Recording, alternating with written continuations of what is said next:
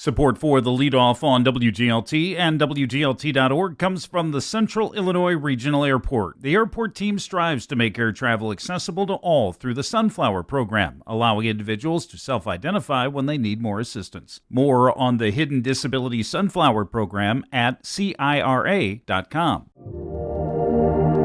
Connect Transit is making moves to prepare for a major demolition project in downtown Bloomington. It's one of the things you need to know to start your day for Thursday, July 31st. I'm Ryan Denham, and this is WGLT's The Leadoff. Now let's lead off with two projects that'll have a big impact on parking in downtown Bloomington, short-term and long-term. Here's WGLT's Eric Stock. Connect Transit has to temporarily move its bus transfer site from Front Street next to the McLean County Law and Justice Center to a few blocks away. That's because of the planned demolition of the Front and Center building. Connect Transit called it an unexpected, accelerated timeline for the demolition. Managing Director David Brown says the transit agency had to shift quickly after getting word from the city that the area was about to be fenced off. I think the demolition is on schedule, maybe even a little behind schedule, but in our perspective, the fencing went up, and that really restricted the movement of our passengers. The transfer site is expected to be relocated for a few months to the corner of Jefferson and Roosevelt Streets. The city is demolishing the vacant Front and Center building to make more parking as part of a large redevelopment along that block. Here's City Manager Jeff Juergens. We hope that's going to start to occur quickly. We would love to have that parking in place as soon as possible, frankly, for the downtown. Well, that new lot will help the city compensate for the parking spaces that will be lost when work of the downtown streetscape begins and when the Market Street parking garage gets torn down. That's to make way for the new Connect Transit Transfer Center.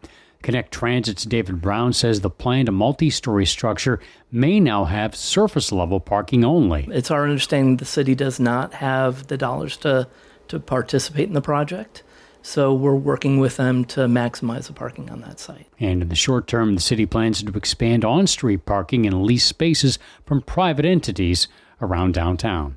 For the Leadoff, I'm Eric Stock. Here's some other stories we're following at the WGLT newsroom. 4 top state officials alleged that insurance companies operating in Illinois have a transparency problem with state regulators and consumers. Secretary of State Alexi Giannoulias launched a campaign to push lawmakers to restrict the factors that auto insurance companies can use to set premiums. Bloomington police have received a grant to assist with firearm revocation within city limits.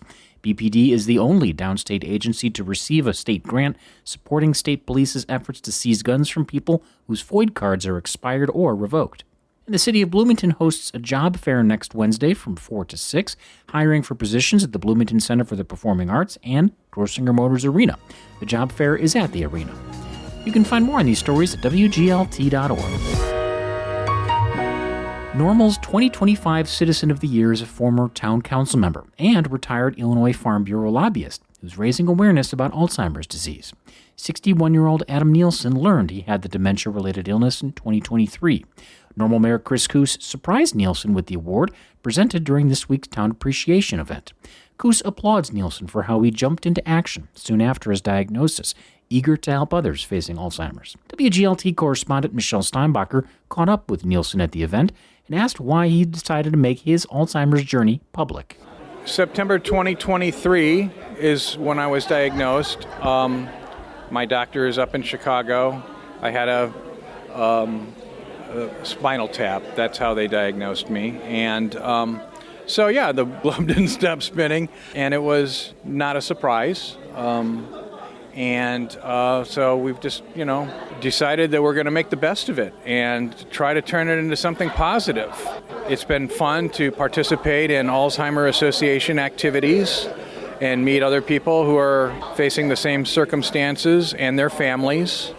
In fact, it's more families than Alzheimer's patients, but that has been a way to channel your energy into something productive. You spent more than a decade as a Normal Town Council member. What about that experience makes you want to be public with this journey? Do you think there are people here in Bloomington Normal that remember you when you served on the council?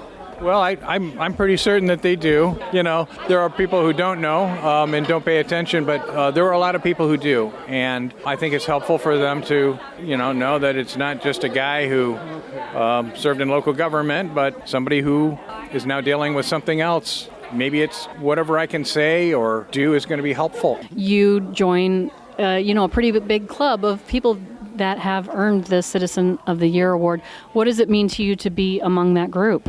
Well, it's nice to be remembered. I walked away from local government a few years ago, and I feel like I served with some people, and we did some consequential things for the town, and wasn't always popular, but in retrospect, it turned out okay. Some of the things that happened when you were on the council, the uptown revitalization, the major transportation center there was built, the Normal Children's Discovery Museum was brought into town, right? Yeah. Were those some of the accomplishments that you remember? I would say so. Yes, great community assets. Also, the town has a history of being fiscally responsible, and I believe that we were fiscally responsible. There was a lot of money spent, but the way we looked at it they were investments in the future of the community. And, there was, at the time you're making these decisions, you're hoping that will turn out okay. Now I have the benefit of many years to look back and see what we were able to accomplish, and I'm pretty happy with the way it's turned out. Mayor Coos chooses the Citizen of the Year, said this award specifically is recognizing the work that you're doing as an advocate. What are some of the things that you have done? Yeah, so Dana and I were asked to film a video for the Alzheimer's Association. We both participate in fly-ins to Washington, D.C., so visiting your members of Congress, making sure that congressional staff know who you are when they have questions about it, but working with the Alzheimer's Association to make sure that we're part of the message that this is something that needs to be addressed. And whether it's by more resources from the federal government, greater recognition of the fact that there are so many people who are touched by this disease. That's Normal Citizen of the Year Adam Nielsen speaking with WGLT correspondent Michelle Steinbacher. You can read or listen to the rest of their conversation at WGLT.org. And that's it for today. I'm Ryan Denham. The show is produced by Lou Warner. You can subscribe to The Leadoff on the NPR app or wherever you get your podcasts.